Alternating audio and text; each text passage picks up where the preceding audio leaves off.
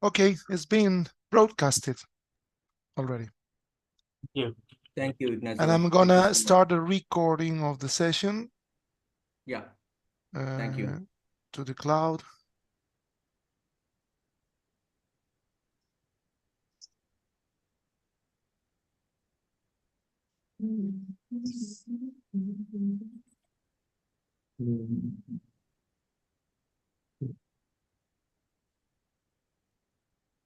Okay, it's time. Okay, Sam, thank you. Okay, I will start, Dr. Fukuda. All right, ladies and gentlemen, hello, everyone, and welcome to the 13th session of the ISRM Young Member Seminar Series. My name is Yudidia Wicaksana from Indonesia, from ITB, and myself and Dr. Daisuke Fukuda from Hokkaido University also will be chairing this session. We are the Young Members Group Coordinators. And it is a great pleasure for us to be here today, and thank you for attending the 13th session of the web seminar. And then before we starting, we would like to thank to the International Society for Rock Mechanics and Rock Engineering, mainly the ISRM Young Member Committee represented by Dr. Sefda Dekoda. We also would like to thank to all your representative of national group that have joined this initiative from several countries. Finally, we would like to thank Dr. Gyeongjo Min, Mr. Rachmat Musa, Mr. Yutaro Maeda, and Dr. Peng Dong for agreeing to present their works in this session. Now, we will take a few minutes to present the key information about the seminar. This project attempts to promote youth community interested in rock mechanics, including engineers, research scientists, and students, to foster knowledge in rock mechanics among this community, to share experience both in the industry and academia, and to strengthen relations between different countries. And we would like to invite different young members to participate in this seminar. The criteria for the speakers are as below: be an ISRM member and have maximum age of 35 years or 40 years if the PhD degree was obtained in the previous 5 years, and have worked in rock mechanics and rock engineering for a period no longer than 10 years. Speakers' nominations can be made by nominees' national group or by some other person or organization acquainted by the nominee's work. Self-nomination are also accepted. So nomination are to be addressed to the ISRM Young Members Seminar Series Organizing Committee. In the screen, you can see the contact email. So we invite you to keep in touch, and if somebody from the audience would like to give the seminar, we are happy to welcome you. Now, I will hand over the seminar of the day. Each presentation will last about 20 minutes and will be followed by 10 minutes Q&A session. For the smooth running of the seminar, all the audience, please turn off the camera and microphone during the presentation. If you have any question, you can use chat and also raise hand feature in Zoom. Okay. Now, I would like to introduce you to the first speaker. The first speaker is Dr. Gyeongjo Min, currently working as a postdoctoral researcher at the Department of Mineral Resources and Energy Engineering, Jeonbuk National University in South Korea. His research primarily focused on the numerical modeling of rock fracture behavior across multiple scales, grounded in experimental observations. Additionally, his main focus includes field measurement, modeling using advanced 3D method based on drone and also LiDAR data. Today, he will present the talk entitled Numerical Modeling of Rock Fracture Process, Investigating Mechanism of Rock Fracture Under Dynamic Loading in Laboratory and Small-Scale Tests. I know him personally, and then Dr. Min, the screen is yours. Oh, thank you. Thank you for introducing me. Just a moment.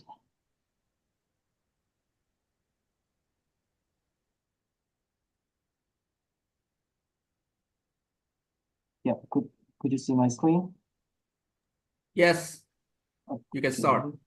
Okay, thank you. Thank you for introducing me to the audience. Hello everyone, thank you for your time. I'm Gyeongjo Min, a postdoctoral researcher at Jeonbuk National University.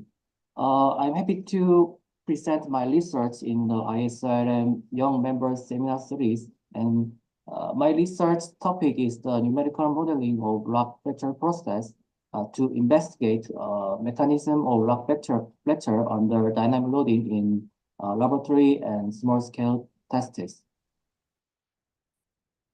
So in this seminar, firstly, I will introduce the research background, and then I will briefly introduce the current developing numerical simulation, numerical modeling tool to simulate the dynamic rock fracturing. After that, I will show the application of numerical simulation tool to the lab scale and small scale rock fracture test. By the way, please note that due to the time limitation, I will not dive into the detail. So if you're interested, please contact me after seminar. So first, research background. As you know, understanding rock fracture behavior is quite important to control the rock fracturing to achieve the optimal design of the rock structure in various rock engineering projects. For example, to do the rock excavation using the blasting method, as you can see, we should use the control blasting or smooth blasting to prevent the overbreak in the vicinity of the openings. In addition, as you can see, when we do the oil and gas production, we should control the rock fracturing to get the best productivity by using the appropriate pressure or dynamic loading. However, understanding this kind of rock fracturing is challenging due to the complexity, and it is known that the mechanical behavior or fracture behavior becomes quite different under the various loading rate condition, especially from the dynamic loading condition is quite different. For example, from the dynamic loading condition, when the loading rate increase, the mechanical properties such as tensile strength and the compressive strength is dramatically changed, you can see. Moreover, the mechanism of the crack initiation and crack propagation is dramatically changed between the static and dynamic regimes. My research is mainly to clarify this kind of mechanism of rock fracturing under the dynamic loading condition and to model this kind of numerical simulation based on the experimental observation. However, as you know, analyzing this kind of rock fracture behavior is not easy based on the experimental observation because the rock itself is not transparent material, and so it is hard to capture the fracture process internal parts of the specimen. In addition, the fracture process occurs quite rapidly, so it is hard to capture as well.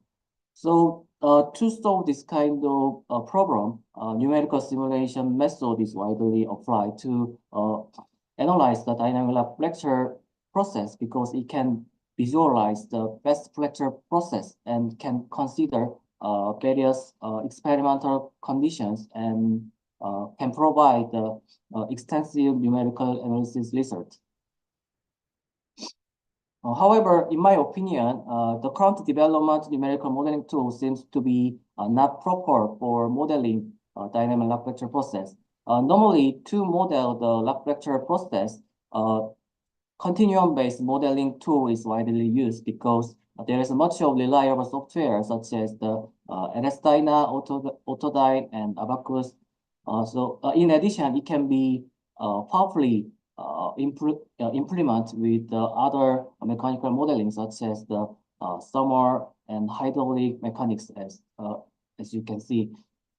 This kind of continuum-based modeling tool use the elastic, plastic, and damage model, which is depends on the pressure and strain rate to model the dynamic fracture behavior. However, this kind of method models the crack initiation and propagation, which always occurs in the dynamic fracturing by deleting finite elements. So this kind of remedy is physically non-acceptable because it is not occurs in the reality. And it is also impossible to model contact between the fragments because the fragment itself is already deleted. So this is the main problem in the continuum-based model tool, which is widely used in the lung mechanics. In the case of particle-based method, as you can see, I think it can be realistically model the crack and fragments, but it is known that it is computationally expensive to simulate the mechanical behavior of the large particles than the continuum-based modeling tools. Also, it requires considerable trial error to calibrate the mechanical property. For example, elastic modulus and Poisson ratio. So from the current limitation to improve the numerical modeling of the dynamic log fracture behavior, we have developed a numerical simulation tool to realistically model the dynamic log fracture process. So to model the dynamic log fracture process, we have developed the numerical modeling tool based on the 3D combined finite discrete element method we call the FDM. Because this method can model the log fracture process, including continuum behavior and crack initiation and propagation, and even can model the contact behavior, as you can see. However, this method requires large amount of resources to compute.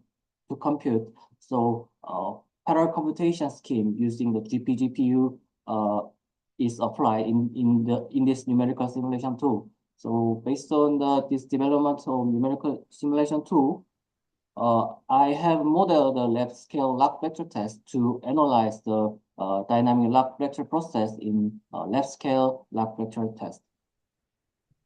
At first, I have analyzed the dynamic tensor fracture of the rock using the developed modeling tool. Normally, as you can see, the Split-Hawkins pressure bar is widely used to examine the dynamic fracture behavior of rock.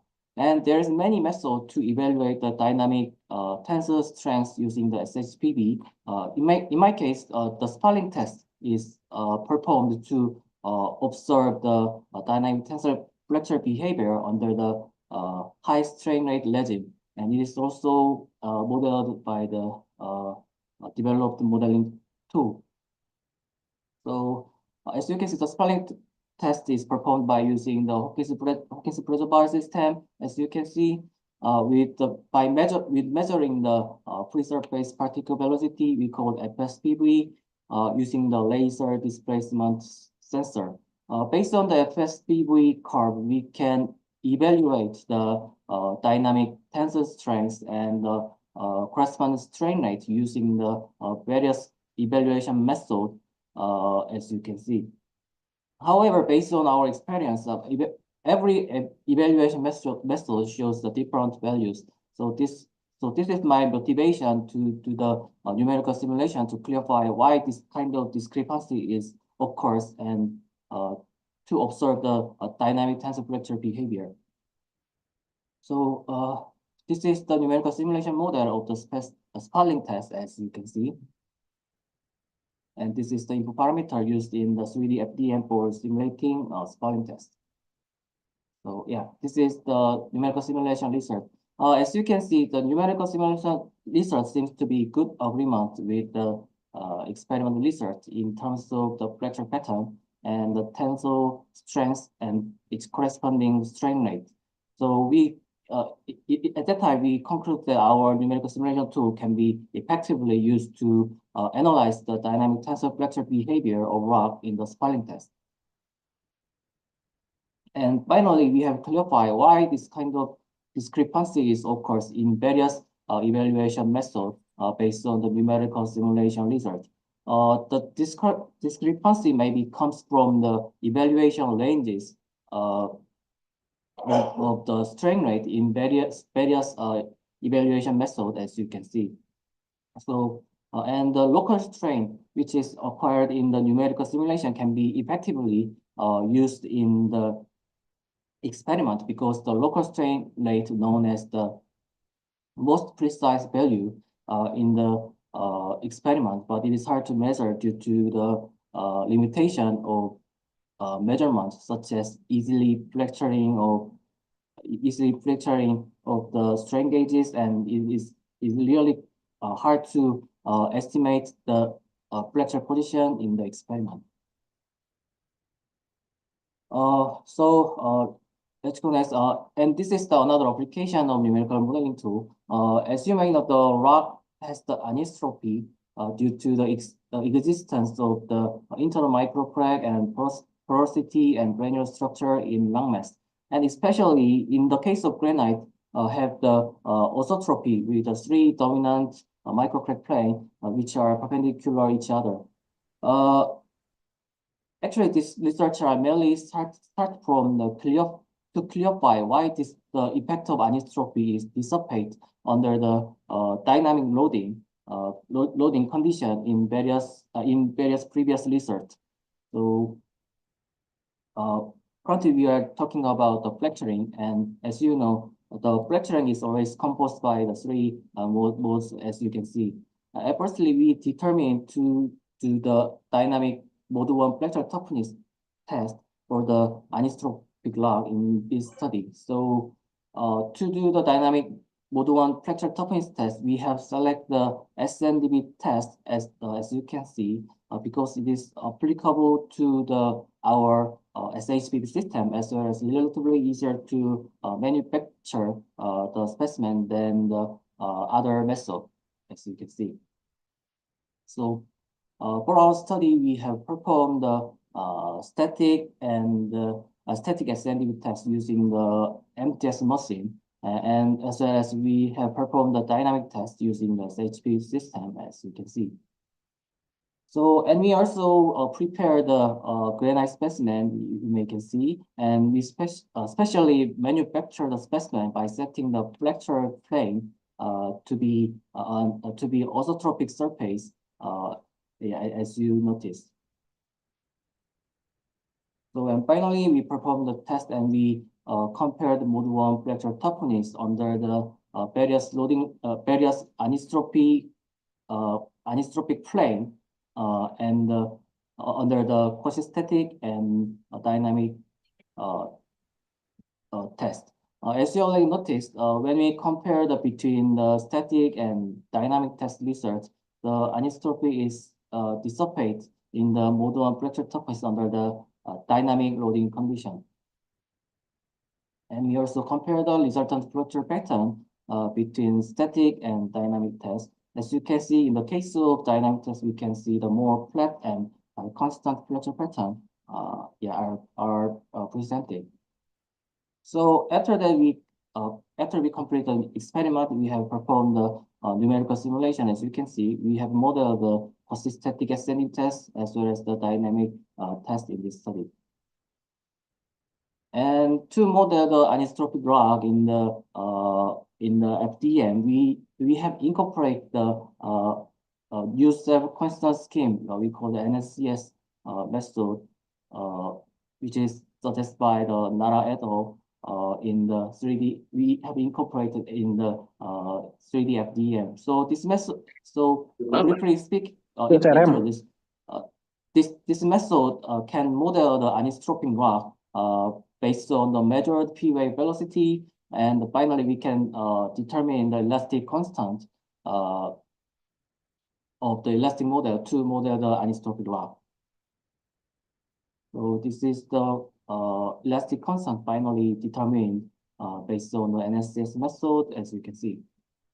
This is granite specimen. This is the also input parameter graph, 3D FDM. This is the numerical simulation research in the case of static, quasi-static SNDB test. As you can see, the fracturing is easily occurs along this disorder because the density of microcrack is larger in this order. On the other hand, in the case of dynamic test, we cannot see any difference between the various anisotropic planes, as you can see. So finally, we compare the fracture toughness in the static test. It seems to be good agreement accordance with the experiment result in terms of discrepancy of mode 1 fracture toughness under the different anisotropic plane. And in the case of dyno test, it shows the good accordance in terms of independence of the mode 1 fracture toughness on the different anisotropic plane. See. Finally, based on numerical simulation result, we have clarified the loading rate effect on the anisotropy during the mode 1 fracture toughness. The main reason of the this kind of discrepancy may be caused by the time to be fractured. In the case of static test, the fracturing is occurs along the finite element boundary because the time is enough to be propagate up to the specimen end. But in the case of dynamic test, the time is not enough to be propagate to the specimen end. So flat crack is propagated with the generating branching crack around the main fracture surface. This may be the main reason why loading rate effect is dissipate in the dynamic test. This is what I prepare for the lab scale log fracture test. So from now, I will show the modeling of the log fracture process of small scale log fracture test. As you can see, we have modeled the log penetration test using the developed numerical simulation tool. This kind of small scale log penetration test is performed to provide the database of mechanical behavior or to validate the numerical model for design log structure. So this work is mainly performed for to validate our numerical model to design log structure under the high impact loading. So this is numerical simulation model. As you can see, we have modeled the 3D FDM model to be same with actual experiment. As you can see, the hard projectile is impact to the 350 meter per second to the 1035 meter per second to the rock floor, as you can see. So this is the material parameter used in the numerical simulation. This is the case of fastest projectile velocities. As you can see, radial fracture pattern is presented. This is the secondary best projectile velocity, as you can see. As you can see, it is ricochet. So finally, we have compared the fracture pattern and penetration depth. As you can see, the fracture pattern seems to be similar, but in the case of penetration depth seems to be not good agreement as you can see. So we believe that the main reason of the this kind of discrepancy may be because we did not model the severe shear blow and compaction zone in the numerical simulation. So we have tried to implement the JH2 model, which is widely used to model the log fracture behavior subject to the high pressure and strain rate and damages. So after we incorporate the JH2 model in our modeling tool, we have proceeded the validation work by following original JH2 model reference. So as you can see, we finally validate our modeling tool because it shows acceptable result when we compare with the reference. So this is the JH2 parameter used in the numerical simulation. And finally, we get a more improved result when we use the JH2 model in our modeling tool. Fracture pattern seems to be similar, but the penetration depth seems to be close to the experiment in the case of JH2 model implementation. So and this is the final one which I prepared. In this study, we have modeled the log fracture induced by the deflagration. As you may know, the deflagration shows a slow burning phenomenon than the detonation by explosives such as TNT, penetrate, and so on. The rock fracturing is using the deflagration phenomena is practically used to fracture rock and rock structure in the urban area to reduce the noise and vibration. In this study, we have used the NRC as the deflagration agent, and to reproduce the pressure induced by the deflagration, we have firstly measured the pressure, as you can see. So, and then we have performed the experiment, and also we have modeled the numerical simulation model, as you can see. In the case of numerical simulation, we have applied the dynamic loading in the borehole surface based on the measured pressure in the experiment. Yeah, this is the result of numerical simulation and experiment. As you can see, the fracture pattern is quite different. In the case of numerical simulation, the rock is fractured as the 5 pieces, but in the case of experiment, split into 2 parts. We believe that the main reason of this kind of difference are we don't consider the gas injection along the crack propagation during the deflagration so far. So in future, we are planning to consider gas injection along the crack surface. Yeah, this is all what I prepared in this seminar. And so in conclusion, I think the development of this kind of numerical simulation can provide the insights for clarify the rock fracture mechanism and designing the rock structure under various conditions. And I believe that although currently we are using the modeling tool to clarify rock fracture behavior in the lab scale and small scale tests, we may further extend to the field scale to provide the optimal design of the rock structure. So this is the simulation currently we are doing in field scale, as you can see. Yeah, this is all that I prepared for this seminar. Thank you for your attention. As you can see, all research is presented in this seminar was conducted under the dedicated supervision, help, and collaboration of the following individuals. I would like to extend special thanks to them. Thank you. Okay, thank you very much, Dr. Gyeongjo Min, for your impressive work, really impressive work and presentation. So I expect some question from the audience. We have 10 minutes of Q&A session. Does anyone have any question? You can use chat, and also you can raise hand. You can use raise hand feature in Zoom. Anyone?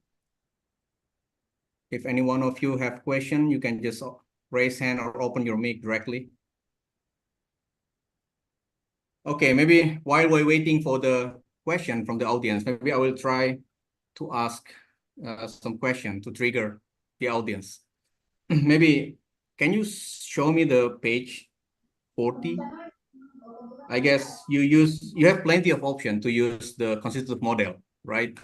Yeah. And then in this case, in this special case, you use GH2 model to model your dynamic fracture. Is there any special reason for that, Dr. Min? Okay, thank you for your question.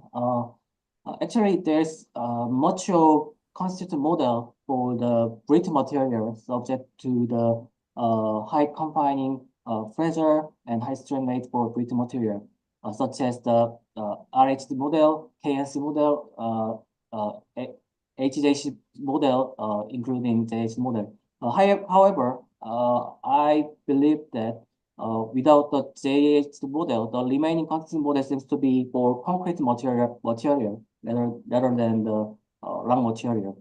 I mean, it seems to be not brittle like the rock material. So this is one of the reasons why I select the JH model. And also, the JH model is relatively simpler than other constitutive model. I mean, JH model is not requires much of parameter for constitutive model than other material. I noticed that the RHD model requires around about 30 of input parameter, but yeah, in our case, we really want to get the input parameter ourselves by doing several rock fracture tests. So yeah, that is the another reason. Yeah, it's okay. Okay, thank you. So we expect another question from audience. Is there any? This is impressive work, like very, very complicated work somehow. Any other question? Okay, maybe one more for me. I'm Okay. sorry, Dr. Min. Maybe, yeah, you use NRC, non-explosive rock cracker, which Yeah. is usually used for rock breaking process in kind of like selected environment, such as Yes. like in urban area, or we have some like secondary blasting in mines. And then what type of like VOD, velocity of detonation of NRC, compared to the other one? We are familiar with the commercial one, like TNT, PETN. It's about maybe 7,000, like 8,000 meter per second. How about NRC? Yeah, in the case of NRC, based on their specification is around from 300 to 400 meter per second. But when we measure the VOD, we noticed that the detonation speed is dependent to the confinement condition. I mean, when we measure when we confine the NRC as the full charge in the steel pipe, the detonation speed becomes around 600 meter per second. So, but in the case of non-confined condition, it was around 250 meter per second. So at that time we conclude that the confining condition is quite important when we use the NRC agent when we do the this kind of rock fracture test. Yeah. Okay, then, and then for NRC, it is like, you know, something like some material that can be exploded. So in case of NRC, do you need like special permit in your country to do that? Like, do you need some kind of permit from the government or like police or somehow for security, for safety? In the case, maybe it is quite different with the explosive. In the case of NRC, no need any grant for about that. Yeah. Okay, then. So you don't need any permissions such as explosives, because that's explosive right. is very complicated. But in some country, but I don't know in different country. In Indonesia, it's usually very complicated for explosive material. Yeah, and then maybe if we don't have any more questions from the audience, maybe we can wrap up. Thank you once again, Dr. Gyeongjo Min, for your nice presentation. And then we will move on to the next presenter. Can you please stop your screen? Okay. Okay, thank you. This is the second speaker. Okay, we have the second speaker. I would like to introduce Mr. Rachmat Musa. He is a friend of mine, and he's a professional engineer in mining and geotechnical experience as a geotechnical consultant and geotechnical engineer in open pit mining in Indonesia, including a global trainer and engineer for Ground Probe Australia to provide geotechnical support for global customers. And then he currently holds a role as a global practice lead monitoring at Ground Probe, leading the remote monitoring service center globally, including the Asia, remote monitoring center in Balikpapan, Indonesia, and also LATAM monitoring center in Santiago, Chile, and Belo Horizonte in Brazil. Today, he will present a talk entitled Forecasting Potential Rockstop Failure in Open Pit Mines Using the State-of-the-Art Technology. Mr. Musa, the screen is yours.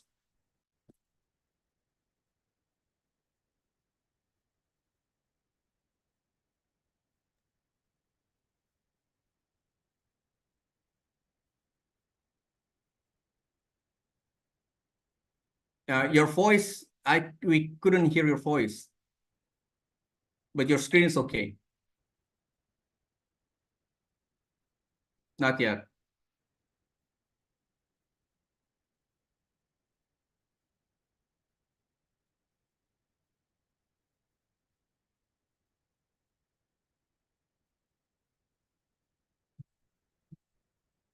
Can you hear me? Okay, perfectly. Yes, please. You Okay. can start, Yeah. Rachmat Musa. Thank you, Dr. Yudi. It's a great presentation for the first speaker. So I would like to introduce myself as early introduction for Dr. Yudi. So I spend my time mostly as a professional engineer.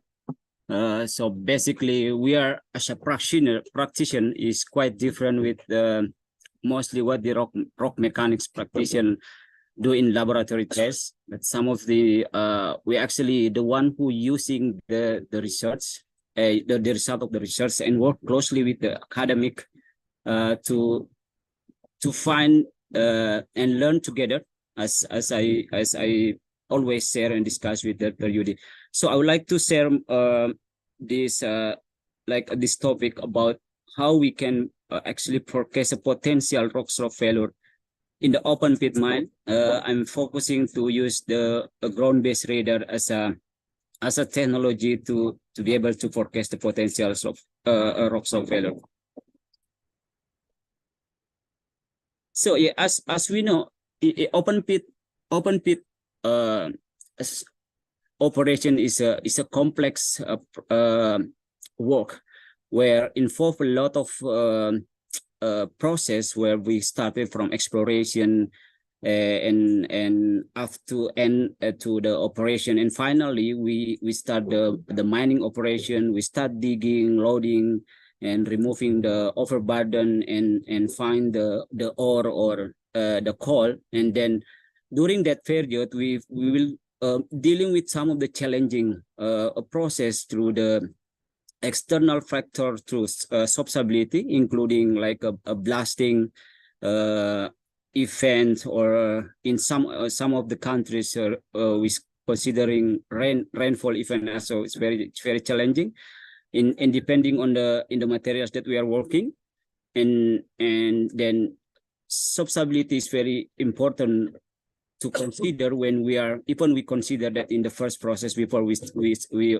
open the mine, and then during the operation we continue to operate and to ensure that the design that we analyze based on the geotechnical investigation, we are doing testing in the laboratory test, and then we provide the recommendation about what is the slope angle, what is the typical recommendation that geotech provide to mine operation to execute.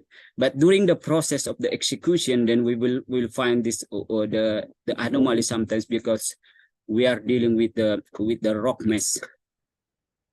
And why monitoring is very important, because using the monitoring, and nowadays we can talk about a lot of company. We talk about a better risk management, because if there is any slope failure, the consequence is very high. And then using that near real-time operation, we can continue to work without hesitating that, okay, if there is something happen, then I can evacuate at the right time. And nowadays with this challenging condition in our body, we are talking about how we can maximize, how we can increase the recovery of ore or coal mining, and then if possible, we can start the pit optimization. We can see actually with a lot of as a practitioner, and even here we keep receiving, like in the last 10 years or even in the last 5 years, we have seen a lot of catastrophic events related with the slope failure in open pit mine. The recent case we just heard in Turkey, the area was collapsed, and still a lot of people died. In the other, like, we just see how this, and with nowadays the technology is very advanced. What we can do to save the life of people, or even like to ensuring that the company who spend money to do the mining still getting that a good management. So if something happen, if the failure happen, it could happen, but no people or equipment will affect it. So basically monitoring needs, because the consequences of failure is very destructive, and is in the worst case we talk about a fatality of the worker or fatality of multiple fatality, like in tailings dams also. Huge financial, because it could be affected to the logistic and legal implication, because some of the mines after the slope failure they can close the mines because they are no longer economic to continue mining because the I'll show you this a video, a quick video. Hopefully you can hear the sound. So this is when we see this, like just the right time when we recorded this video, we can see what is the size of this. We are not expecting as a practitioner when we see like the rock mass of this rock mass failure of this typical in the gold mine is huge. Like considering after this with some of the rock, some of the deterioration that we have been detected in the subsurface with this, when we detected a small rock fall, and in the right time we can actually evacuate people before it happens. So we are well prepared before this huge failure happened. And this is the video before the failure. You can see in the bottom of the pit there are a couple of this is actually the hauling rod. There are a couple of excavators still working here. They are using this hauling rod as a mine access. So imagine if there is no notification to the mining worker that it could be affected to the people and also the machinery here. So you see the impact after the failure. So the haul ram is totally lost, but they can evacuate the equipment and also the people close the mine before the failure happened. So what actually the tools that help us to manage this? Is it like a magic? Do we have something in the lab that we can simulate it? So we can see huge rock mass, can say, okay, just come to the pit, do the visual inspection. When you see something, you say, the failure will happen in the next 2 days. So we need to prepare from now.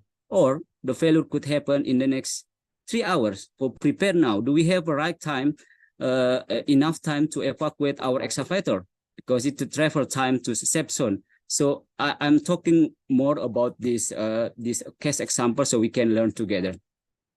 So and this is the typical slope design process according to open pit slope design. So we can see it's a complex process when we like to do slope stability analysis, considering all the aspects of the geology, structural geology, rock mass, and hydrogeology.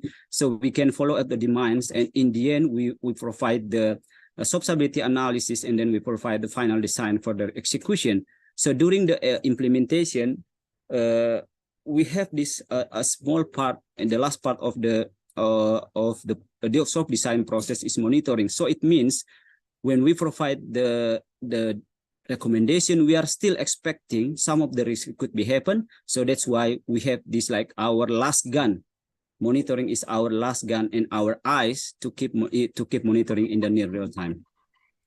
In nowadays, as I mentioned before about the consequences, we can see like every year we still see a lot of slope failure. A lot of people died. In 2019, around 300 people in Brazil was like affected by the tailings dam in Brumadinho. But in other cases, we can see the big failure happen, but they managed very well.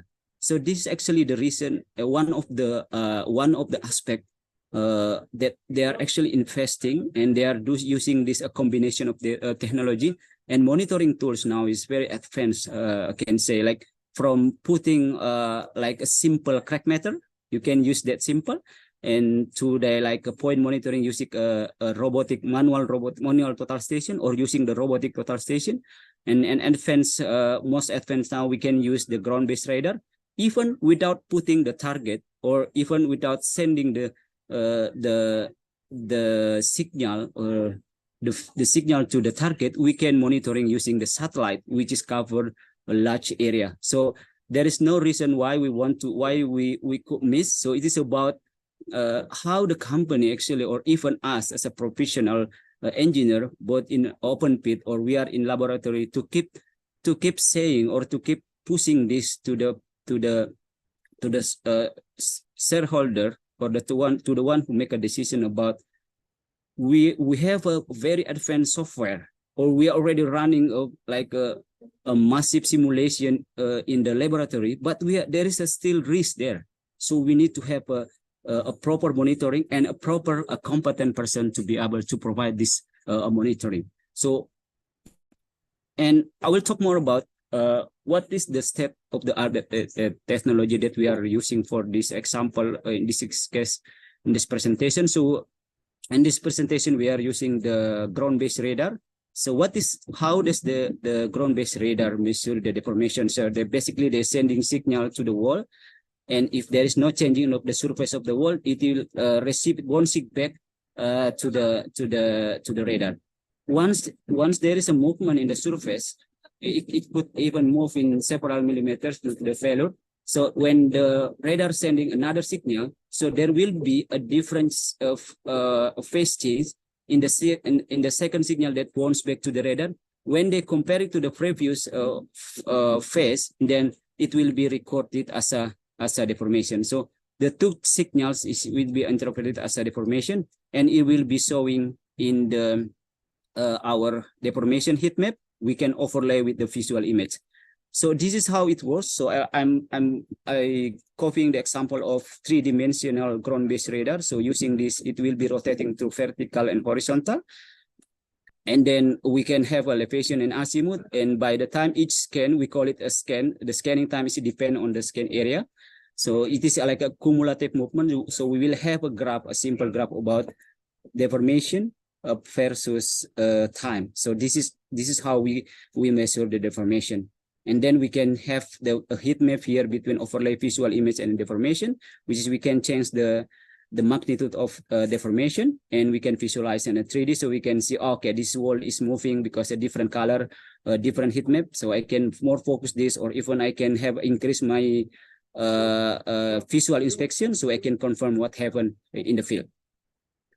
So when we are using this technology, or even I will say when we apply to all monitoring technology, this is the answer actually that we are using for us as a practitioner or a geotechnical engineer in the field, that with the tools that help us, we can answer where is the wall is occurring. So we know the area, its movement. And also when we know the area, we can say what is the rate of the movement. And the most important one is about the behavior of the movement. Because the operation or even the others, department in the mine will relate to geotech. Say, can I go to work in this area? So this is what actually the information that we need to answer in day-to-day operation and provide this operation information to operation. So when the most important one is most concerned, we talk about when we're developing a trigger action response plan, a TAP, when we detect a highest level of risk. So we talk about the radar or ground-based radar is detecting a progressive movement, and then we can answer some of the questions. Say, if it is progressive movement, we can answer when is the estimate time of failure. Do I have time to continue work? Even it's already showing a tension crack, it is already showing rockfall. Can I still continue work, or I just stop work? Or and then if it is evacuate, the next question is when I can. When is the right time to evacuate? Can I still, let's say, because time is money for mining, so can I say I keep working for 3 hours, so I still have like a production in 3 hours? Or when it is after the collapse, because we can see how the rifling is very active. The question is when is it safe to continue mining after the collapse? So because this is a typical displacement that I talk about, the total displacement, which is in our visualization, we talk about deformation and versus time. So this is based on the Broadman and Sapolny in 1981. There are a different 3 types of deformation. So typical, regressive, and slowing down, and become ultimately stability. And the second one, we talk about the free failure, which is always start with the progressive or could be linear, and then after that, if there is any external factor that triggering, it could be like blasting or internal factor or vibration or rain event, then the behavior will be changed to progressive. And when progressive change already detected, then we are talking about let's try to estimate the time of failure. So the requirement of using this this technology to predict the time is we need to have the behavior of the slope is a progressive movement, and the other one is about the onset of failure. What is the behavior after the failure? So this is based on Sullivan in 2007. He described some of these pre-failure movement in rock mass failure, in failure, and also in post failure. So we can see here what is the difference between displacement, why this is high and why this is low. What is the typical materials or rock mass that showing a stick slip or bilinear or a transitional? Why the rock mass is moving in the long acceleration, or why the movement is moving in the minor acceleration and it's fail? So that's the answer that we need to ask during the monitoring. And some of the based on the Ryan and Cole in 1991, he said like when you try to predict the movement of large scale failures, we need to consider, because it will be as I said before, it is we need to consider the economic consequences and also the operational hazard, means the safety of our people. So we need to be capable of monitoring real time to be capable to predict. We need to be able to analyze, because we talk about rock mass monitoring, we talk about uncertainty. So it means we need to update the data, like whatever time frame we have. So we need, because we are talking about to predict the future displacement. So it means it is like it will be going to collapse or not. So it should, is it always when we already detect the progressive always end to collapse, or is there any condition that could stop this progressive and not collapse? So yeah, so this is the actually the inverse velocity method that they adapted by Fukusono in 1981. So he's the one who like simulated large scale simulation to predict the time of failure. So let's say a different type of inverse velocity. So is number one is convex type, and number two is the linear, and number three is concave. So having that the current time, we would like to predict what is the forecast time of failure. So when the value of inverse velocity forecasting to time axis in 0, that's our prediction based on this adaptation of Fukusono in 1981. How we do this practice, because this is a typical laboratory test, like Dr. Gyeongjo Min present in the Fairfield, with like excellent simulation. But we talk about this monitoring the rock mass. So is it that easier, or is it just like, okay, when you find the inverse velocity approaching 0, have this line to 0, the time axis 0, and that's your time of failure? It is just as simple like that. So we need to have like some of the consideration when we try to predict the collapse using this inverse velocity method. So the velocity calculation period we talk is very important. So we talk about deformation versus time. So there's a primer data that collected by the radar, and using this different delta change in the deformation divided with the time window. So that's our velocity. So, and the velocity 1 divided by velocity, that's our inverse velocity. We want to try to forecast that to one window. So this is the example of two different velocity calculation periods. So the green one is the long calculation period, and the red one is the short-term calculation period. So we can see here in the regressive deformation movement, or the longer time window, when we talk about let's say 1 hour data, 1 day data, and we can see the graph is always like smoother. But in the linear deformation on the constant length, the time window doesn't introduce any change in the final result. And the third one is very important, because this is our first detection, early detection, when we start to detecting a progressive movement or acceleration in the long acceleration. So we can see, okay, and what actually the next when I projecting to time axis 0. So for any shape of deformation, the longer the time window and the smoother the data trend. So it means the long velocity calculation period is always smoother if we compare to the short term. So the question is, is it the best, or what about if I using the short-term calculation period, because it is always noisy? Is it accurate? Which one is accurate when I try to predict the collapse? So I give you first example. I don't have time, so I'll give you a first example about this is a typical soft rock in one of the coal mines. So we try to we scanning this wall and we see, okay, there is a high magnitude of movement here, and then we choose actually the practical one. The practical one, we choose the area that's showing highest movement, and then we in the software itself we can try to predict this. We need to confirm what is the behavior of this. If it is progressive, then we can say this inverse velocity graph is start to showing like a small trend toward to zero. But it means it is already confirmed the wall is moving progressive now. So the question is, can we estimate the time of failure using this latest data? So in this example, in 12 p.m., we can see here if I use the automatic auto trend line, then all these noises will be included. So the practical one, we always choose the latest trend. So in this case, if I predict this, it could be the graph. Sorry, let me see if I can have a line here.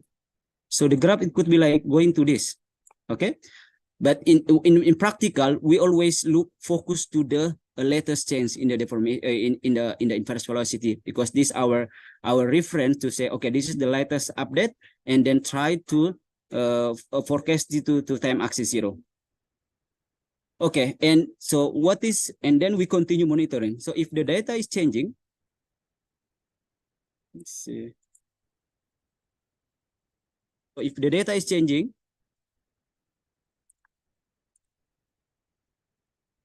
we can see this red color is here is showing increasing movement, extend to the right and to the left and up and bottom. We can say, okay, it means it is confirmed this wall is moving larger now. But what about the velocity? Is it increasing or it is constant?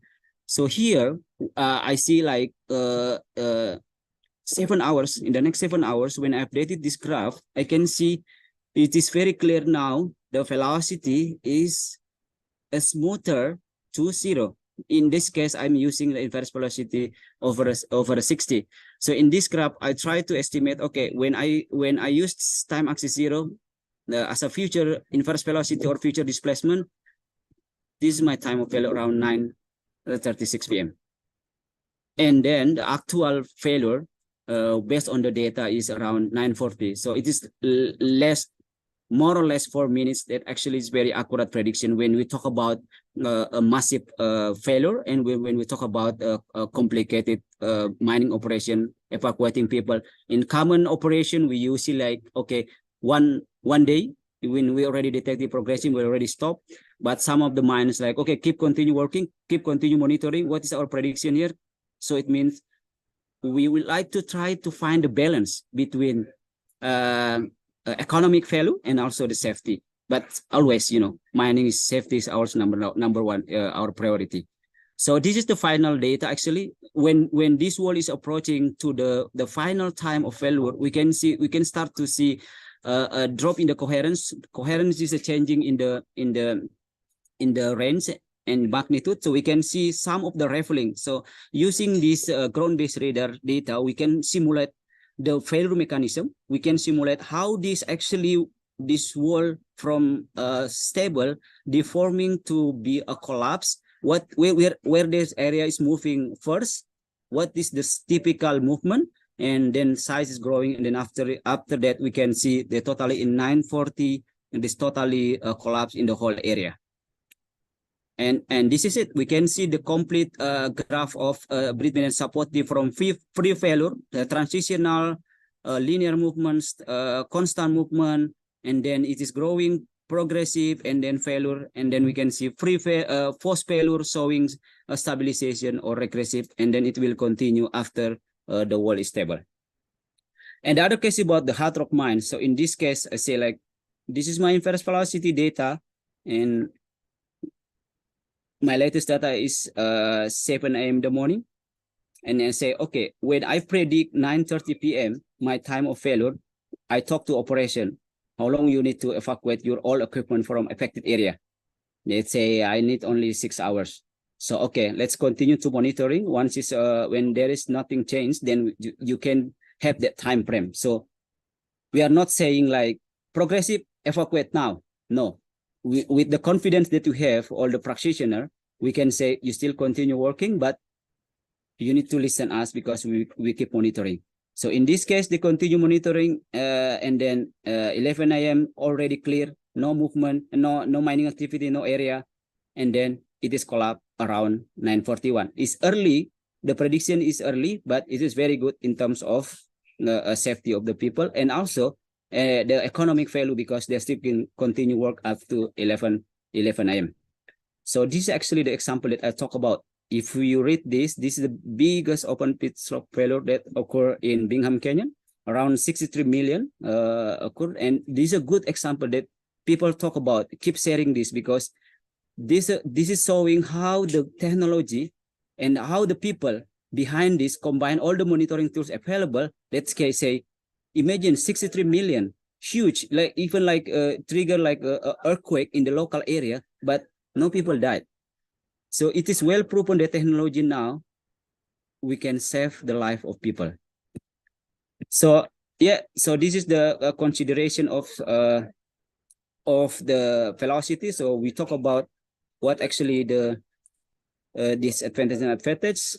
And the latest update I would like to share, probably this is also for a practitioner about what when we talk about the slope failure in open pit mine, when it's actually occurring. So based on our statistic, mostly occurring during the night. So that's all. Finally, in conclusion, Dr. Yudi, so the inverse velocity method proposed by Fukushima has proven very useful in many cases industry, but however, its application is required rigorous and complete understanding about variable. We talk about velocity calculation period, plays important role when we do the forecast. So, and the longer velocity calculation is more inaccurate. In our example, we can showing that the short-term calculation period is very accurate to predict the time of failure. It's almost like, according to our experience, it's like plus minus 30 minutes. So yeah, that's all from me, Dr. Rudy and all. And as a practitioner, I would like to say thank you and ISRM for this opportunity to sharing this. And hopefully we can continue work and collaborate and work together to save the life of people. Thank you. Cheers. Yeah, we thank you for your contribution, Mr. Musa. Thank you for your impressive work. Your work actually very meaningful to all the miners around the world, as well to their family at home. Okay, now we have 10 minutes for question and answer session. Is there any question from the floor? I expect question from the floor, so I'm not the only one who ask. Any question to Mr. Musa? Maybe as a trigger. So maybe actually you can predict, Mr. Musa. Maybe I will ask you something then. You already have so many experience in predicting kind of like when it happens and when the failure will happen. And then based on your experience, is your estimation or is the estimation from the SSR, like the ground-based monitoring, have you experienced that the estimation is not accurate?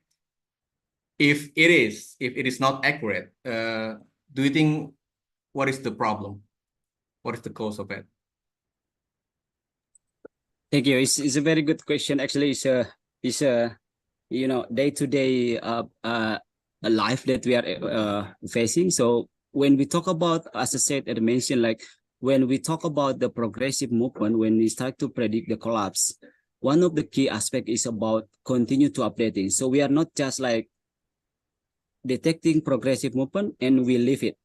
So because it could be like, for example, when you detect a progressive movement, and then by meaning when the geotechnical engineer assess that the risk of this collapse, if it happen, they say like, okay, we need to do something now. We need to do like remediation. Okay, putting some pushing one wall or below that progressive area, so we can see like, okay, this prediction actually we can see with the remediation work, then the wall that previously moving progressive, now it's moving like a linear and then become stable. So it is also a good result of doing this remediation. So in the other case, actually, we talk about a prediction. We are not expecting like a second precise, Dr. Yudi. So as I mentioned before, so we talk about in general, like one shift, 12 hours is a common to stop the production, waiting the failure happen, and then if it is failure, what is next? So that's the average like average type that we can see. Some mines they can push to like 2 hours, but I can say without technology help us, it is very high risk to do that kind of operation. So technology is very important. As I said, I keep like about the uncertainty, talk about the rock mass, so a lot of aspects that we need to consider. Okay, then we have one question from the floor through the chat, so I will read it for you. Is there any limitation when we use the radar, like the maximum slope angle that the radar can see, or the length of the face slope, etc.? Sorry, so I mean the guy cannot Mr. Ali Hussein cannot open the cam. Thank you very much, Mr. Ali. So yeah, as technology, we actually we talk about every technology has a limitation. So radar itself also is very advanced technology currently used in practice in open pit mining, has a limitation. So we talk about the maximum range from the radar to the wall.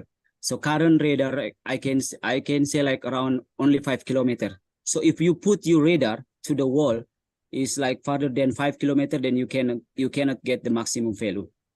And the other one, he mentioned about the limitation of the scan angle.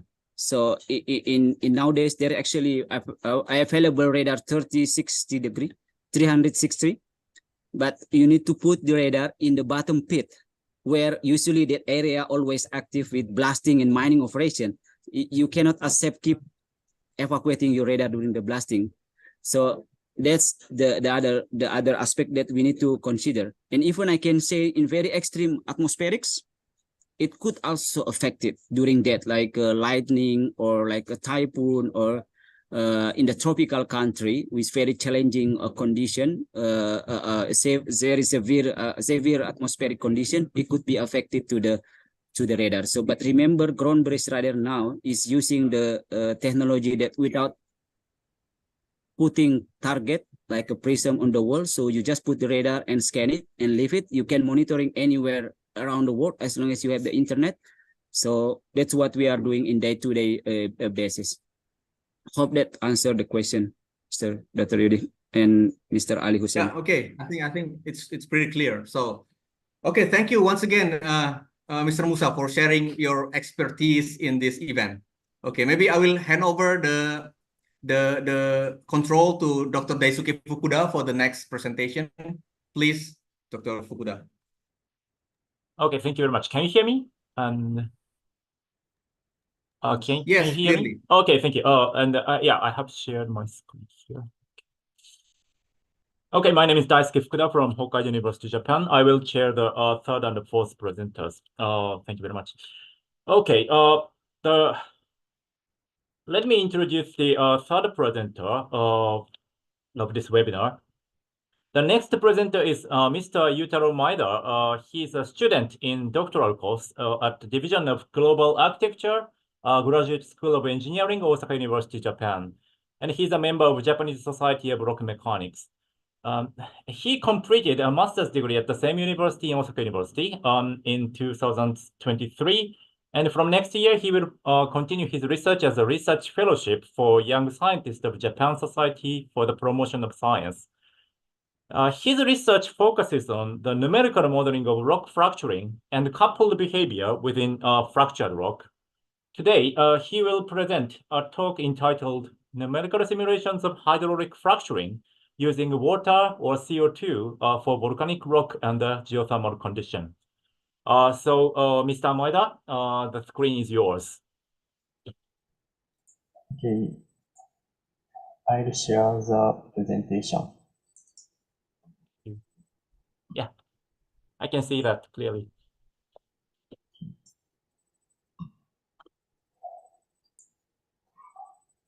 Thank you for introduction. Hello everyone, I'm Yutaro Maeda, a student of Osaka University in Japan. Today, I'd like to talk to you about this topic, numerical simulations of hydraulic fracturing using water or CO2 for volcanic rock under geothermal conditions. Contents of this presentation are as follows.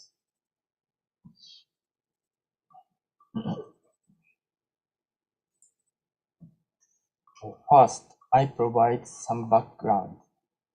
In Japan, which has the third largest geothermal resources in the world, it is expected to introduce and expand geothermal power generation in the future.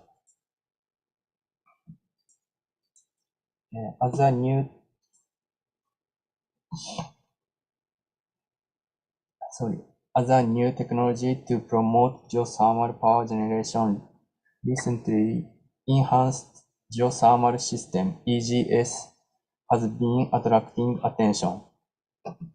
In EGS, new reservoirs with high temperature but low permeability, such as volcanic rocks and granites, are created and expanded. EGS generates electricity through the following process. First process is hydraulic fracturing process. In the process, fluid is injected at high pressure into the rock to artificially create or expand reservoirs, that is, fracture networks. This process increases permeability of the reservoir and improve power generation efficiency. And then second process is power generation process. In the process, fluid is injected into the reservoir and steam and hot water are extracted.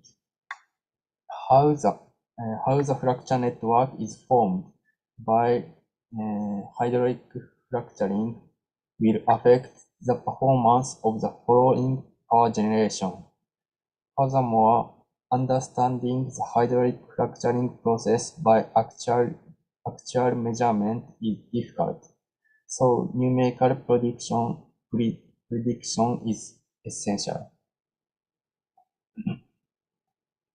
So it is necessary to understand in detail the characteristics and processes of hydraulic fracturing using water or CO2.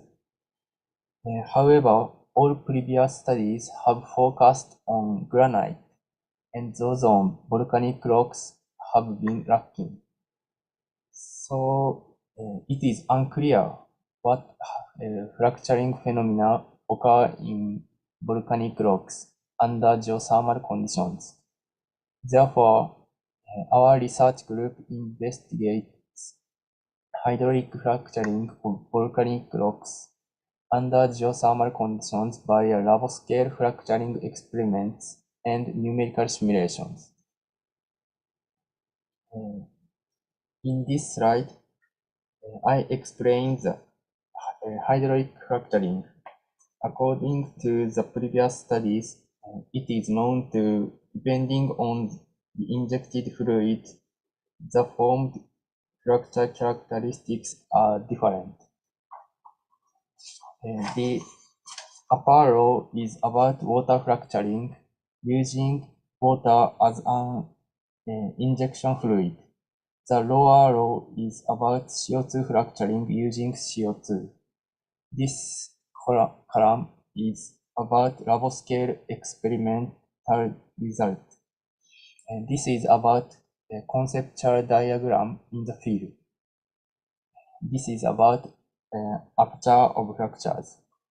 In the water fracturing, generated fractures are relatively simple in shape, and aperture of fractures are relatively large. The larger the aperture of fractures, the greater the improvement effect on permeability. So this is an advantage in geothermal power generations. On the other hand, in the CO2 fracturing, generated fractures are more complex fracture pattern in shape. This provides a highly efficiency of heat recovery. So this is also an advantage in geothermal power generation. But the aperture of fracture is relatively small. As explained above, each hydraulic fracturing has its advantages and disadvantages. As a fracturing method with the advantages of both, a combined CO2 water fracturing is newly proposed by Tohoku University in Japan. In this fracturing, CO2 is injected first, followed by water. During CO2 injection, it is expected that generating complex fractures, and during water injection, it is expected that water compress CO2 and open and propagate fractures. This is an experimental result of combined CO2 water fracturing. It is confirmed that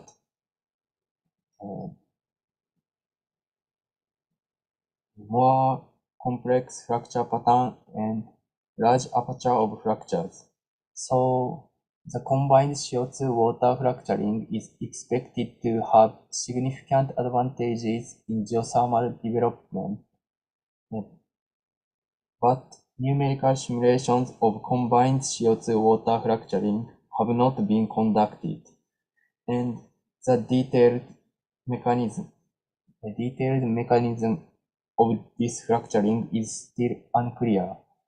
So in this study, the purpose is development of a simulator that can describe the combined CO2 water fracturing.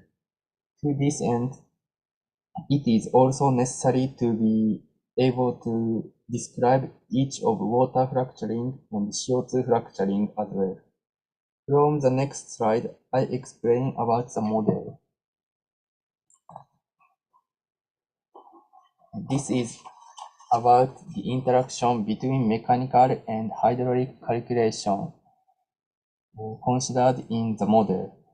First, pore pressure in the matrix is calculated in hydraulic calculation, taking into account the stress change by fluid pressure, stress deformation response, and fracture initiation and propagation are calculated in mechanical calculation.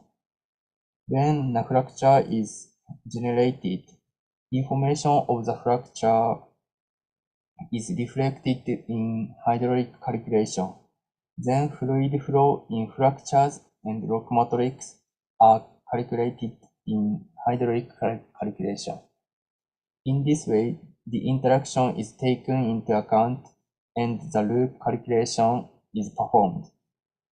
Next is feature of model.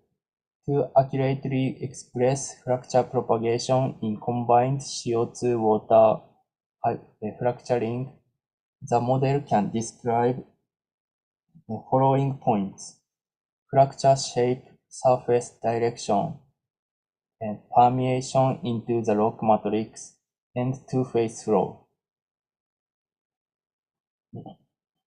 First, in this study, a model that can express the fracture surface is used. For example, in the 2D case, the fractures are represented by one-dimensional lines, keeping the information of the fracture direction. Extrinsic cohesive zone model in mechanical calculation and discrete fracture network model in hydraulic calculations are the models expressing fracture surfaces. Second, The model can calculate the permeation into the rock matrix, not only fluid flow in fractures. This enabled the model to consider the difference in permeation between water and CO2. Water and CO2 have different viscosities. Low viscosity CO2 penetrates into rocks more easily than water. Third, two-phase flow. In the combined CO2 water fracturing, a two-phase fluid of water and CO2 should be considered. From this slide, I'll show hydraulic fracturing simulations. First, I'll explain water fracturing and CO2 fracturing. This slide shows about the target rocks of experiments. Hydraulic fracturing experiments have been conducted on Gyeongjo basalt and Honkomatsu andesite. These are the properties of target rocks. Gyeongjo basalt and Honkomatsu andesite have similar properties, and the trends of results obtained from experiments are also similar. So in this presentation, I will show the results of Honkomatsu andesite only. In addition, the properties using in numerical simulations are the average properties of the two rock types. This slide shows the outline of target experiments. Target experiments are conducted in Tohoku University in Japan under 250 degrees. For the specimen, diameter is 30 mm and height is 25 mm. For the borehole, diameter is 1.5 mm and depth is 10 mm. The operation of experiments is shown here. The fluid is injected at 10 megapascal for 20 minutes with axial and confining pressures acting. Then the fluid is injected at a flow rate of 1 milliliter per minute. In the combined CO2 water fracturing, the fluid during pre-injection of 20 minutes is CO2, and the fluid during main injection is water. This is the operation of combined CO2 water fracturing. This slide shows the experimental results of water fracturing and CO2 fracturing. As explained in background, large aperture of fractures in water fracturing and complex fracture pattern in CO2 fracturing were confirmed. Moreover, the initiation pressure at the onset of damaging is low for CO2 fracturing, which is an advantage of geothermal power generation in terms of cost and the risk of induced earthquakes. In the numerical simulations, these are the features to be reproduced.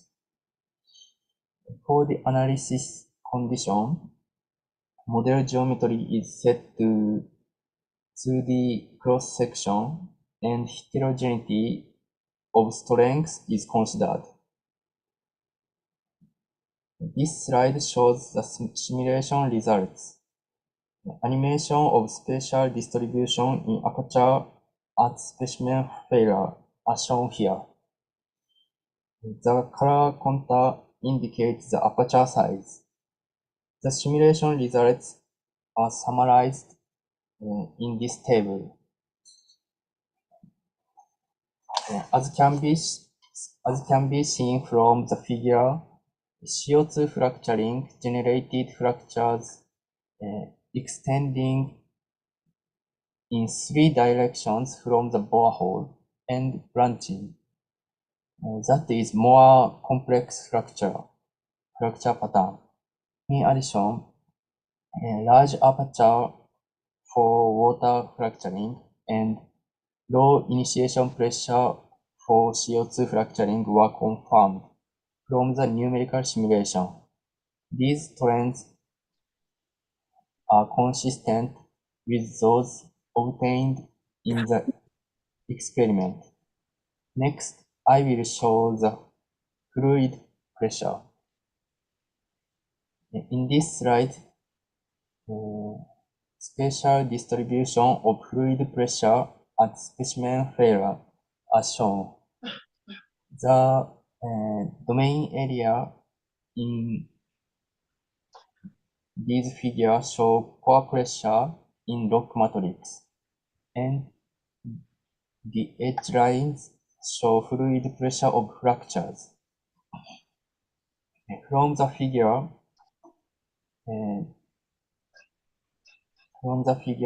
in the CO2 fracturing, due to low viscosity, higher pore fluid pressure is widely distributed, leading to decrease in effective stress and increase in potentially damaging area. As a result, initiation pressure decreases and fracture branching is more likely to occur. In addition, the fluid pressure difference between the inside and outside of fractures in CO2 fracturing is small due to the effect of high pore fluid pressure. The fluid pressure difference can be regarded as the driving force for fracture opening, because the fluid pressure inside the fracture is considered to be the fracture opening action, and the pore pressure is considered to be the fracture closure action. Pore pressure causes expansion of the rock matrix. The aperture is smaller in CO2 fracturing, where the fluid pressure difference is small, and the aperture is larger in hydraulic fracturing, where the fluid pressure difference is large. That's all for water fracturing and CO2 fracturing. Next, I'll talk about combined CO2 water fracturing. This slide shows the experimental results in combined CO2 water fracturing. As mentioned in background, a complex fracture pattern and large aperture of fractures are observed in the experiment. These features are advantages of CO2 fracturing and water fracturing respectively, and should be reproduced in numerical simulations. This slide shows simulation results. These right figures are about combined CO2 water fracturing, and upper one is aperture, lower one is fluid pressure. Combined CO2 water fracturing formed a complex fracture pattern, while the aperture is larger than that of CO2 fracturing and close to that of water fracturing. So characteristics of combined CO2 water fracturing were also observed in numerical simulation. In addition, from the results of fluid pressure, there is also a correlation between aperture and fluid pressure difference in combined CO2 water fracturing. Here is conclusion. For the future task, further mechanism understanding and extension to field scale simulation and 3D simulation are necessary. This work was supported by these organizations and universities. That's all. Thank you for listening. Okay, thank you very much, Mr. Maeda, for your very interesting presentation. So let's move on to the Q&A session. We have 10 minutes. So if you have any questions, so you may use the chat utility, or you can use the raise a hand feature. If you have any questions, to show your.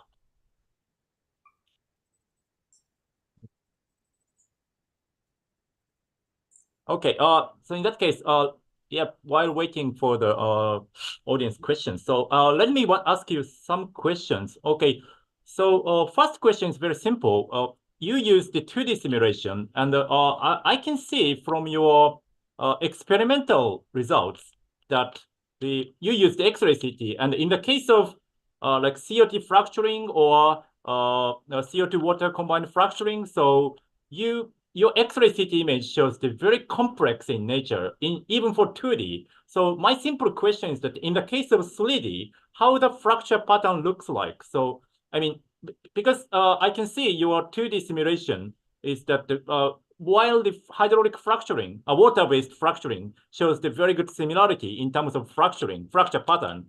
But in the case of CO2 fracturing, so some deviations. Yeah, thank you very much for showing that. So I can see some deviation between the experimentally obtained fracture pattern and simulated fracture pattern. So I really appreciate your kind of feedback.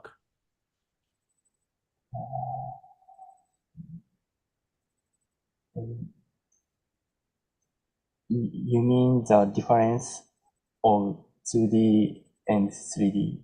Yes. First of all, yes. For example, like CO2 fracturing. So how the 3D fracture pattern looks like. I think you took the X-ray CT image, right? So I can see only one section, but if you look at the 3D fracture pattern, how does it look like? That's if you don't have, it's okay, but you may just simply. Sorry, Okay. Yeah, no problems in that case. So, so could you give us some kind of explanation, possible explanation why the this CO2 fracturing? Okay, could you go to the slide? In that case, where is the slide? 3 or 4? I forgot the number. 3, slide 3, I think. Yeah, this is okay as well. Slide 12 or. Yeah, this is okay. So yeah, in the case of CO2 fracturing, so while the water fracturing shows the splitting like fracture as in typical hydraulic fracturing, so but in the case of CO2 fracturing, I can see very complex fracturing happens near the like circular fracture pattern near the outer face, free face. So not free face, sorry, outer surface. So what is the reason? I mean, is this first? It's caused by from the inside. Then this kind of very complex kind of carved fracture happens, or yeah, that I really want to know that. It's very interesting. This is your question is about. Yes, that fracture is what. I think this is not the trend of CO2 fracturing. It's kind of pre-existing fracture or something like that. Yes. Existing fractures or the effect of specimen boundary. Okay. So, Okay, thank you very much. Yeah, that makes the kind of the problem really complex. Okay, then the combination of CO2 and the water makes more complicated in the case. Okay, and maybe I'm pretty sure that the numerical simulator, a reasonable numerical simulator, will be very important to understand and elucidate the very complex process. Okay. Yeah, thank you very much. So, do you have any other questions from the audience? Dr. Min, please, if you have. Yeah, thank you, Shu. Very nice figures and result. I have just one question. Currently, you are doing the experiment and modeling in the lab scale manner. But I saw that in your conclusion, you are planning to extend model to the field scale. So, is there any expect concern when you extend the model to the large scale? Yeah, I believe that the mechanical behavior may be slightly different with the lab scale testing. Yeah. Sorry, one more, please. Yeah. Lab So currently you are doing the lab scale experimental test, right? And doing the simulation for the lab scale very small case. But when you extend to field scale, what is the expect difference in your thinking? Yeah. So, field scale, it is difficult for the fracturing is affected by mineral distribution or that. So micro scale problem, but field scale in the field scale simulation, the micro if the micro size, if the mesh of micro size, the cost of calculation is large. So I think this is difficult problem. Oh, I see. Yeah, thank you. I'm sorry. Thank you. Oh, yeah. My pleasure. Okay, thank you very much. I think it's almost time. So thank you very much, Mr. Maeda, for your nice presentation. Okay. Thank you very much. Okay. Then. Okay. Let's move on to the next and last speaker of this webinar. The next presenter is Dr. Peng Dong. He is a postdoctoral research fellow at China University of Geosciences, Beijing. He holds a bachelor engineering from mining engineering from China University of Mining and Technology. Then he obtained his PhD in geotechnical engineering from Tianjin University, China. His research primarily focuses on the laboratory investigation of earthquakes dynamic fracture mechanics. He's also interested in the simulation of fault slip during seismic cycles. So today, he will present a talk entitled Laboratory Earthquakes Decipher Control and the Stability of Rupture Speeds. So, Dr. Dong, the screen is yours.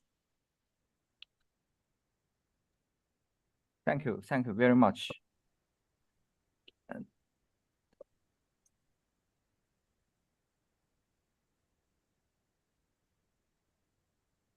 Can you see the screen? Yes, I can see your screen clearly. Thank you. Okay. Hello, everyone. My name is Peng Dong, a postdoctor at China University of Geosciences, Beijing. It's a great pleasure for me to give a presentation here. And the title of my presentation is Laboratory Earthquakes Decipher Control and the Stability of Rupture Speeds. First, I want to introduce the background of the investigation of earthquake mechanics. The investigation of the mechanism for earthquakes can date back to 100 years ago. Professor Reed proposed that the rupture of earthquake is just like the breakage of the elastic of a chopstick. He called this process as elastic rebondent.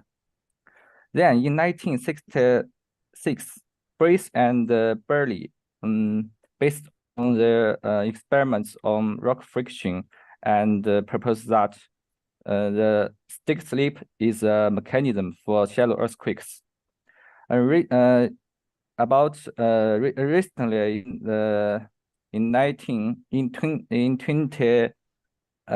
2002, Schultz proposed that earthquakes are a result of instability of faulting. So, to now, we are all conclude that the earthquake is a rupture of or shear rupture on fault planes, and the dynamic graphy in on the right show the rupture process of earthquakes. We can see the rupture, nucleate, and the propagation on the fault.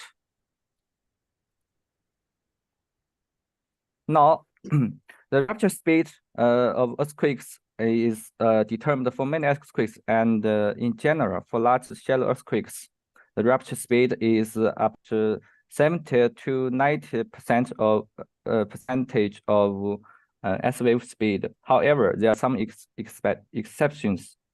For example, the Kunlunshan earthquake ruptured the 400 kilometers fault segment, and the rupture speed is about 5 kilometers per second, which is higher than the S-wave speed. So this earthquake is called as supershear events.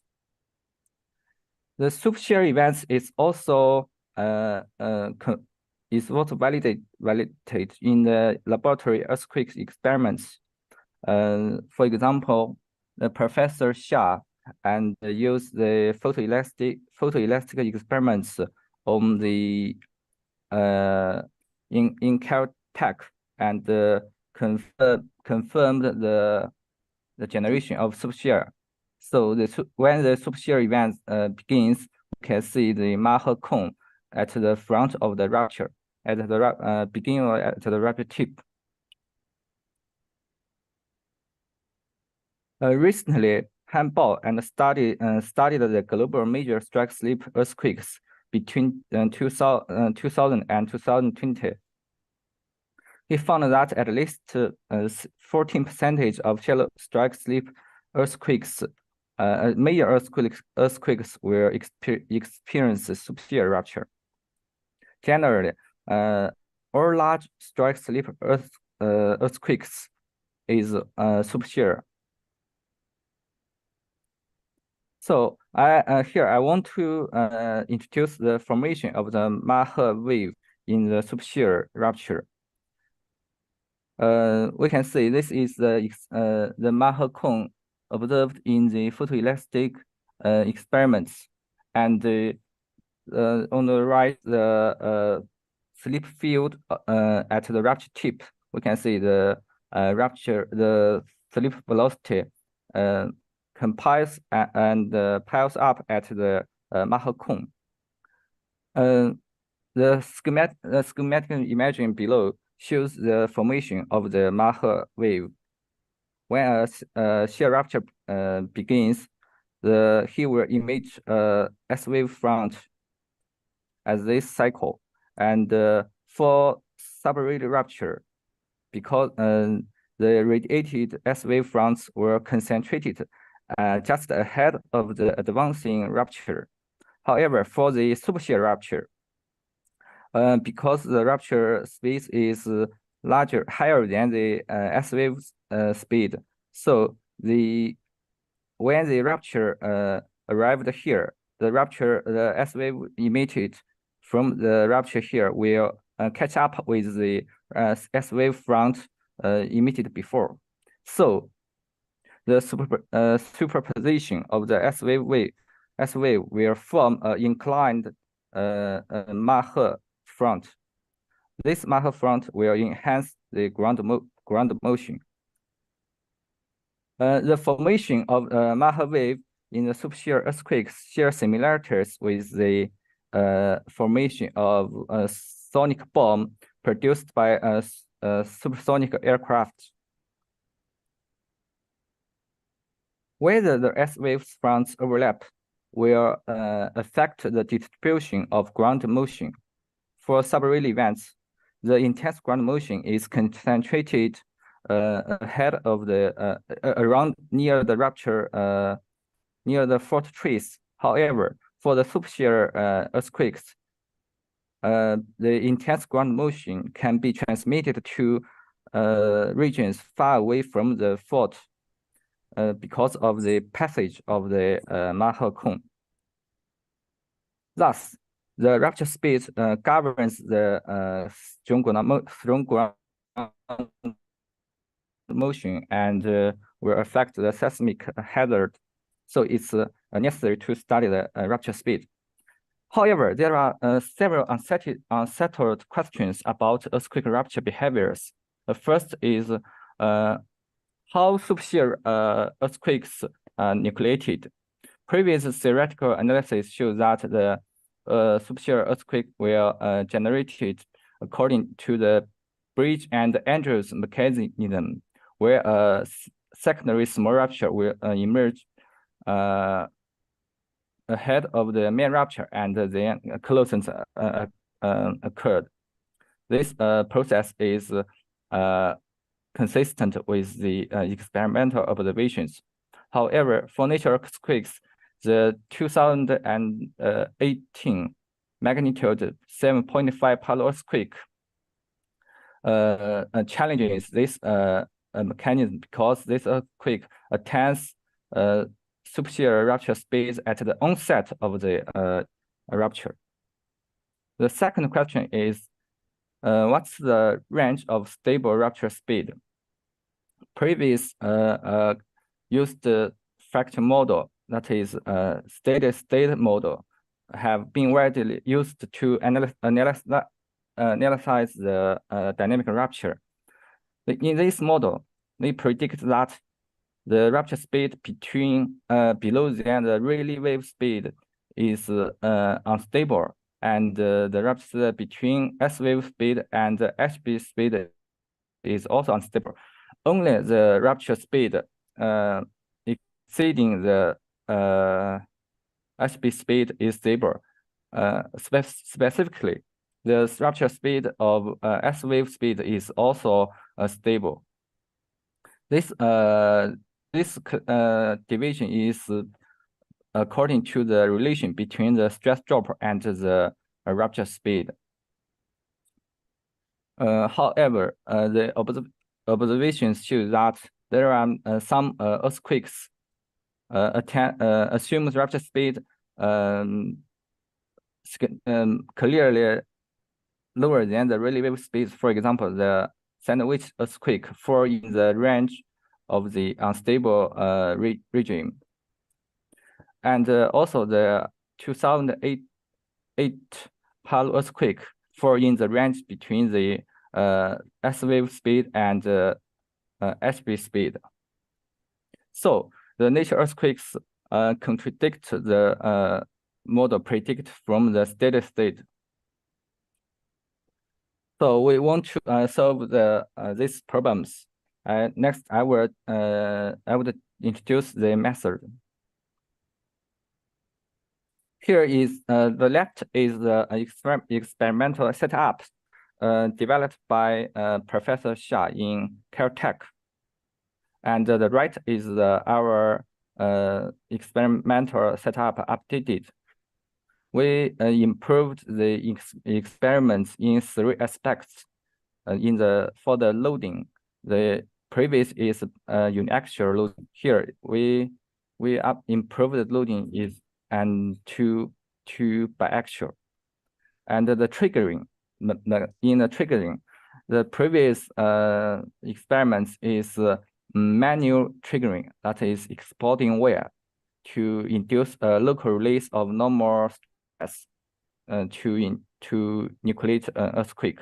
here in this in our work, the earthquakes are nucleated spontaneously with the far field loading. Third, the improvement is the observation. In the Caltech setup experiments, the observation is is based on photoelastic and high-speed camera. And in this work, we use DSA method and strain measurements.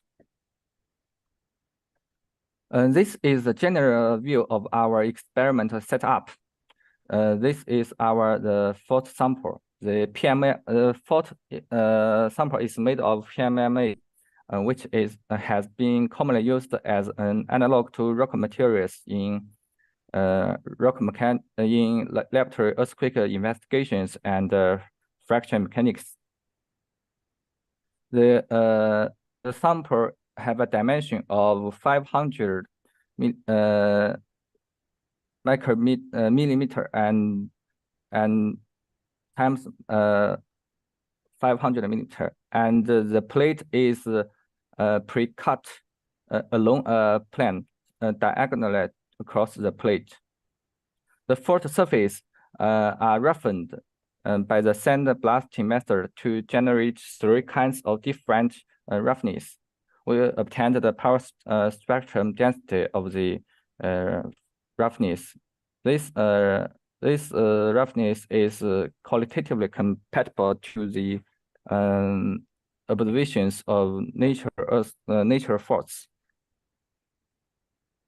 We use a high-speed camera to capture the image of the spectral pattern on the front side of the specimen, and the framing speed of the camera is set as 50,000 frames per second. The DSA method is used to review the evolution of fault parallel slip during the rupture. Then we can calculate the displaced differences in between the 2 sides of the fault to get the fault slip evolution.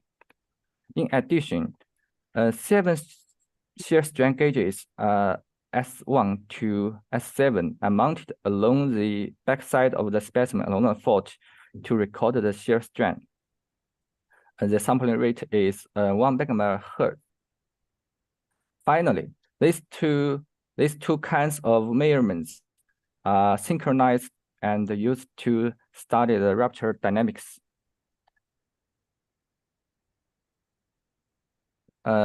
Section 3 is our results. We generate spontaneously nucleated earthquakes on faults with 3 different roughness and under 3 different lateral stress, that is sigma x. This is the differential stress against the time. So we can find that for rough fault, the differential stress is higher, and there is a larger stress drop. So the rougher fault can induce in more intense instability. With the increase of the sigma x, the differential stress will also increase, and the stress drop also increase too, and thus the instability is more intense. We use these shear strain gauges to measure the shear stress distribution and the stress drop distribution along the fault. This is example of the local shear stress evolution. The initial shear stress tau O, and the dynamic stress drop delta tau D. This is the right 2 figures are the stress distribution for 2 typical cases. We can see that both the initial stress and the stress drop are generally uniform along the fault trace. This figure shows the spontaneous earthquakes and the co-seismic fault slip evolution. The horizontal axis is the time, and the vertical axis is the location along the fault. From the first evolution, and the shear stress evolution, we can see that there is a local precursory slip in the nucleation process, and then the rupture speed are stable. That is, this means that the rupture speed does not change abruptly during the rupture process.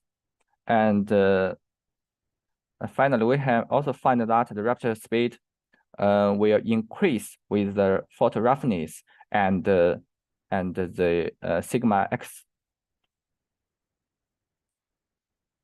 Here are three typical rupture process. That is for sub-Rayleigh event and the sub-HB supershear event and the regular supershear event. We can this panel shows the evolution of fault slip, and after the temporal differentiation, we can get the slip velocity evolution. And this row shows the distribution of the stress, and the lower panel shows the evolution of the rupture speed. We can find that the rupture for the two supershear rupture, these events attend supershear rupture event, supershear speed at the onset without any BAM transition. So we can conclude that the bridge and Andrews transition mechanism is not necessary for supershear rupture. Then we can also find that the rupture speed is stable during the rupture process, which thus we confirm that the existence of stable sub-Rayleigh rupture and a stable sub-HB supershear rupture. Thus, it's clear that not only the natural earthquakes, but also our laboratory earthquakes cannot be explained by the steady-state model. To reconcile this apparent contradiction, we need to develop a new model. So we treat our experiments as a model one self-similar rupture problem. According to the energy balance between the energy release rate and the fraction energy, we can derive the relation between the rupture velocity and the driving load. This relation is shown as the magenta dashed line in this figure. According to the correlation between the driving load and the rupture velocity, we can divide the rupture speed regime.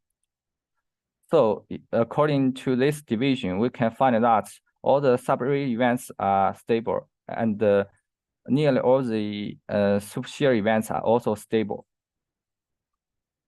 We compare our model with observations of natural earthquakes, and we find that the supershear event for the natural earthquakes, less HB speed are indeed accessible for natural earthquakes. The speed of natural earthquakes fall nice into the stable regimes of our model, and this means that our model is consistent with natural earthquakes. Thus, our model reconciles the contradiction between the conventional theory and the field observation. Finally, conclusions. So we got three conclusions, and our experiment revealed that the spontaneous nucleated earthquakes can attain stable sub-Rayleigh or supershear speeds immediately following a nucleation. Second, a unified mechanical model for earthquake rupture velocity is proposed, and we find that the controlling factors for earthquake rupture velocity is fault driving force. Based on the unified model, the rupture velocity stability range has been redefined, which provides a better explanation of the distribution of rupture velocity of nature earthquakes. That's all. Thank you for your attention. Okay, thank you very much, Dr. Don, for your very interesting and challenging presentation, research topic. And okay, now we have 10 minutes for the Q&A session. So if you have any questions, so you can use chat and also the raise hand feature. So please give us your feedback.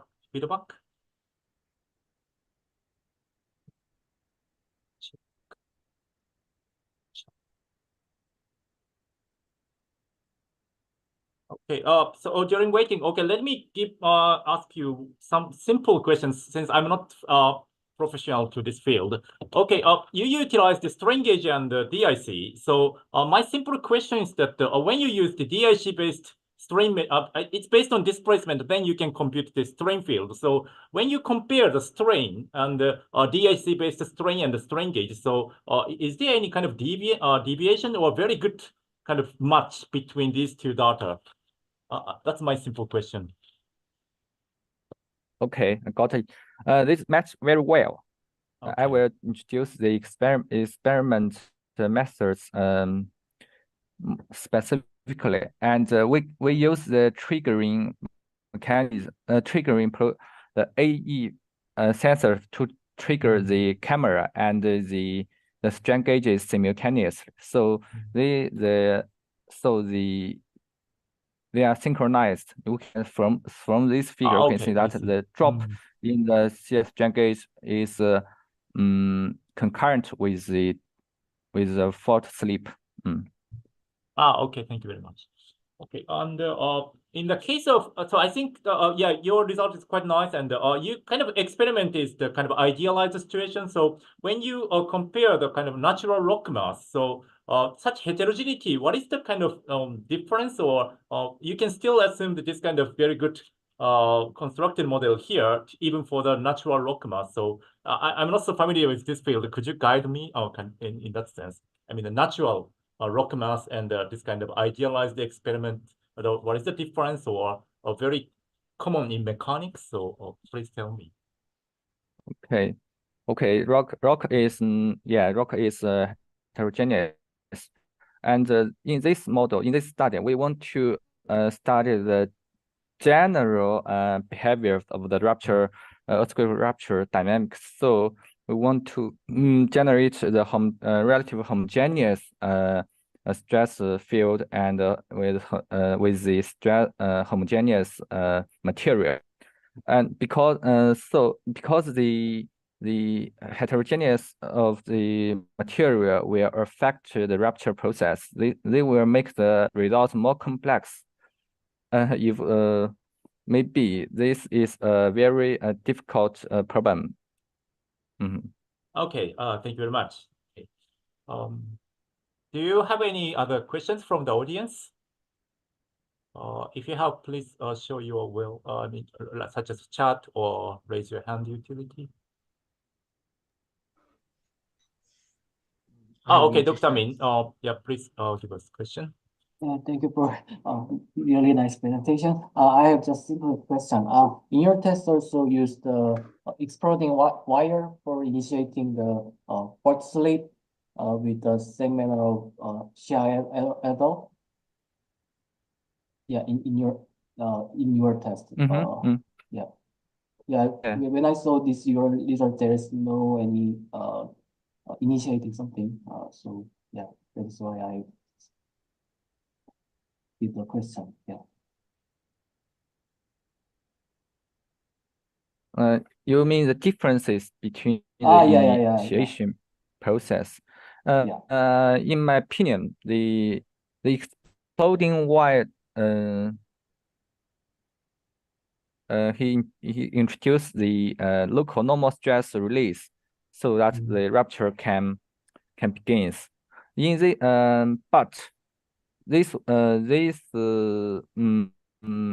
triggering mechanism, this earthquake, in this cataract, the earthquake are triggered, and in our experiments, the earthquake nucleated spontaneously with the increase of the far field loading. So in our work, we can got the nucleation process, while in the cataract experiments, the nucleation process is impossible. The rupture is triggered just like the induced seismicity. Yeah. Not the spontaneous self-nucleated events. I see. Thank you so much. Yeah. Okay, thank you very much. Do you have any other? I have simple questions. Okay. Professor Cho.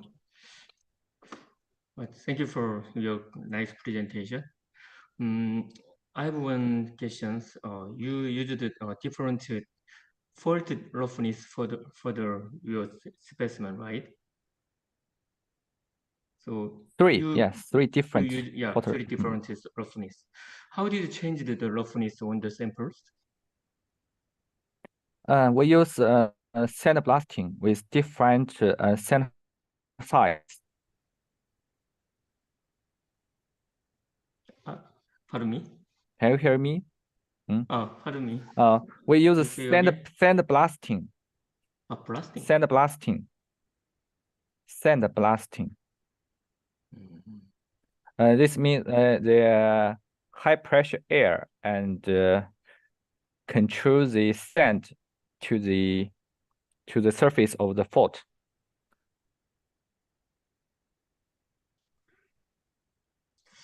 So, okay. Yeah. So for the preparation your specimen, you use some blasting technique to make a different roughness. That's mean. Yeah. I see. Thank you. Okay, Professor Cho, thank you very much for your question. Okay, I think it's almost time. Dr. Don, thank you very much for your great presentation. Thank you. Yeah, thank you very much. Okay, can you stop sharing the screen? Thank you. Okay. I think it's still shared. Okay, thank you. Okay.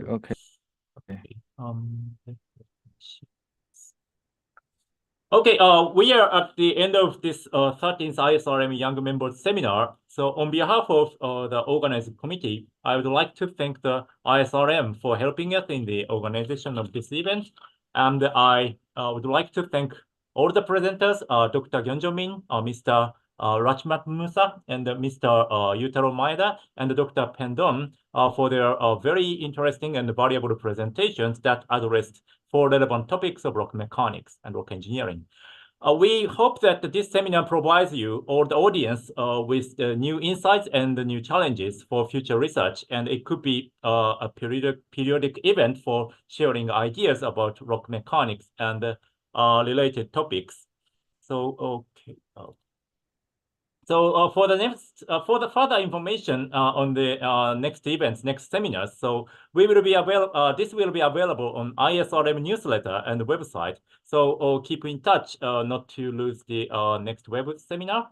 And thank you very much for participation, and have a good and safe day. And if you're interested in participating or presenting of your presentation, so please send us some email inquiry to this email address, isrm.ym.seminar@gmail.com. Anyway, thank you very much for your participation. Thank you. Thank you. Thank you very much, everyone. Thank you, Dr. Fukuda. Thank you. Thank you, Dr. Wikata. Thank you. Thank you, all of you. Okay, bye.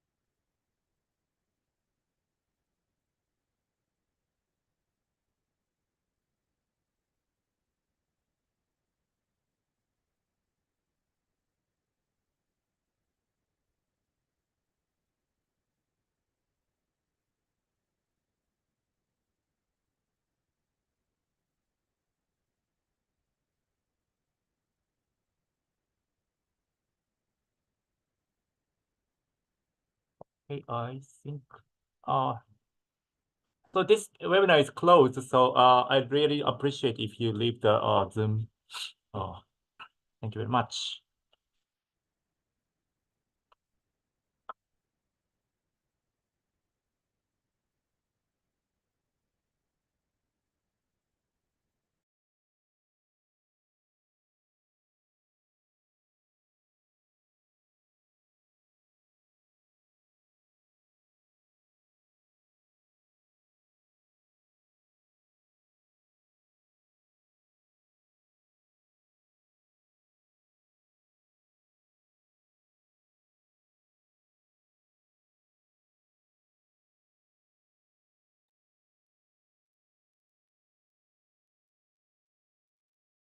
Hi, Ignacio, can you hear me?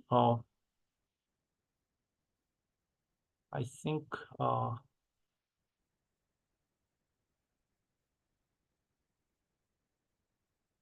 okay, I think yeah, let's leave the room.